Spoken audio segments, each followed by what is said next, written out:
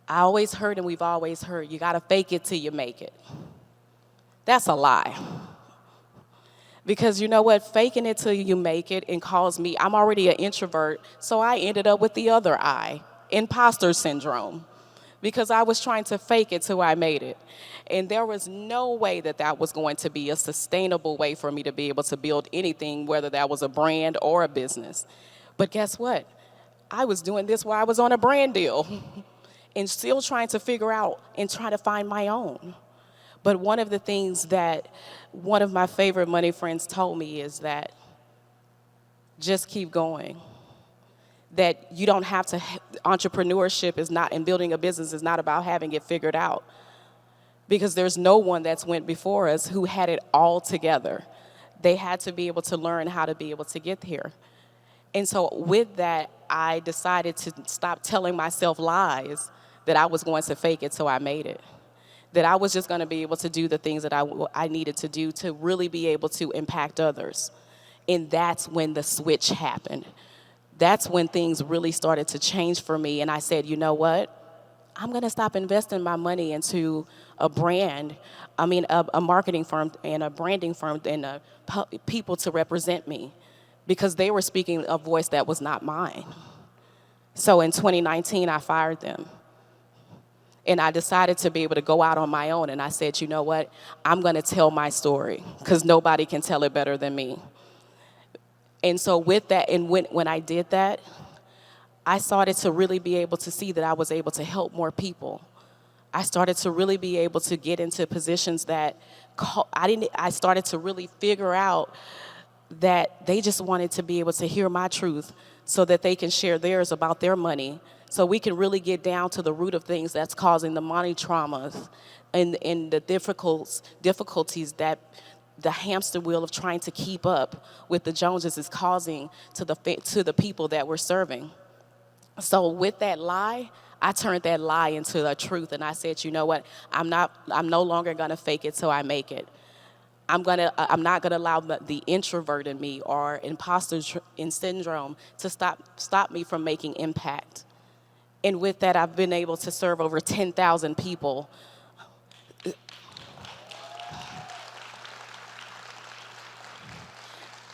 So we all have phones here. We all have some type of device. One of the things is that I decided to do, and I now teach my clients as well, is the 3 E's to building a profitable business. The first one is engagement, true engagement that comes from you. Number 2, ecosystem. The FinCon community is an ecosystem. We can't build profitable businesses alone. Not Amazon, not any of your favorite corporations. We are building the next 6, 7, and 8-figure buildings coming to this conference. We are doing something that doesn't require 40,000. We can do it with 1,600. The last E is having an exit strategy and knowing that, you know what, I had to start to prepare myself, because many times I was thinking with the end in mind, even when I was homeless, because I said, you know what, I'm going to work for the government, but then what? So I always tell the people who I serve, think with the end in mind. So I'm already preparing my successor of my company. Because in 2029 at 11:59 p.m. Central Standard Time in Houston, Texas, I will step down and put another CEO to run my businesses and my brand, because now it's time for me to do the other things that I've always decided I desire to do, because this is not it. This is just the beginning. And I want you guys to know that, or who are sitting here, whether you've been here 10 years from the very beginning, or you've just been here the last 4, 5, or 6 days, this is your beginning. The pandemic has allowed us to be able to evolve. I said there were 3 C's, but the pandemic has told us that we have to continue to evolve. So I share this, that as I climb, I lift. That's the model that I live by, and that's the one that I want you guys to live by too. Thank you. Awesome. Excellent. Let's give her a hand. Come on over. We have some questions for you. You Excellent. threw out some gems.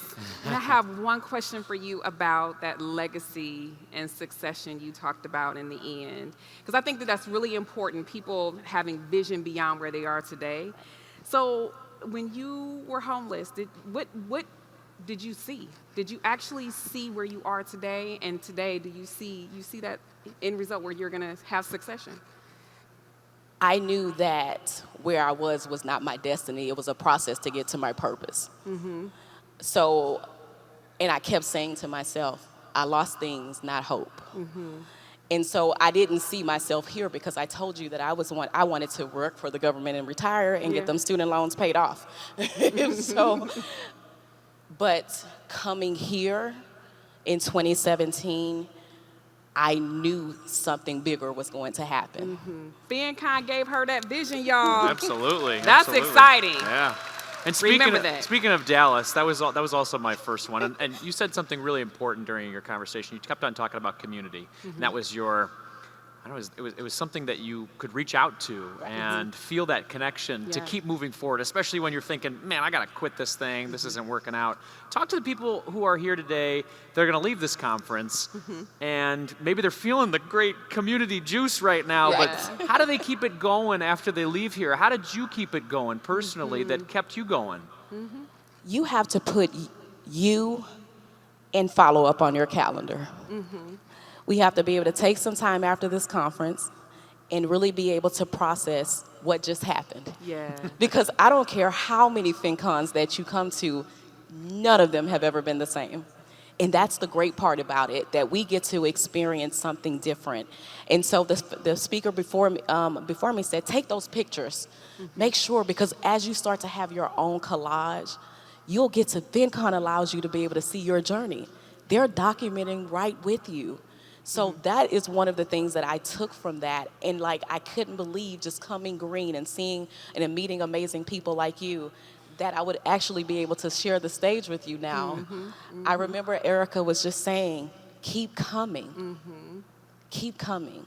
So if one thing that you invest in next year is making sure that you get your ticket this year. That's right. Yeah, love We're it. going to talk about that too, by the way. That's right. Thank you, Sharita. We appreciate it. Thank you so much, you. Sharita. She was awesome. Absolutely.